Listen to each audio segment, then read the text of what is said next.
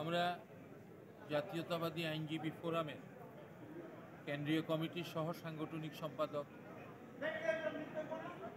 Advocate Shahidul Islam সপুর জানাজা সম্পন্ন করলাম।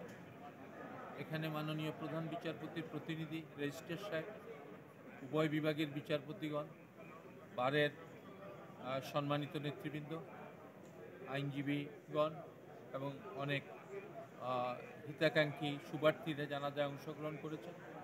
সপু খুব প্রাণবন্ত মানুষ ছিলেন, জাতীয়তাবাদী দলের একজন একনিষ্ঠ সেবক ছিলেন, কর্মী ছিলেন, জাতীয়তাবাদী আইনজীবী ফোরামের নেতা ছিলেন। কুল্লু নাফসিন যায়েকাতুল মৌত, আমাদের সবাইকে পৃথিবী ছেড়ে চলে যেতে হবে। অ্যাডভোকেট সপু আগে গেছেন, আমরা পিছনে আসছি। এই পৃথিবী থেকে সকলকেই বিদায় নিতে হবে। আজকের এই দিনে আমরা সপুর আত্মার মাগফিরাত কামনা করছি।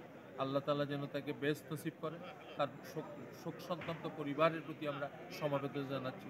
আমরা দেশবাসীকে দোয়ার আহ্বান জানাচ্ছি যাতে সপুর জন্য সবাই দোয়া করেন, তার পরিবারের জন্য দোয়া করেন এবং সপু যাতে জান্নাতবাসী হয়। আসসালামু আলাইকুম।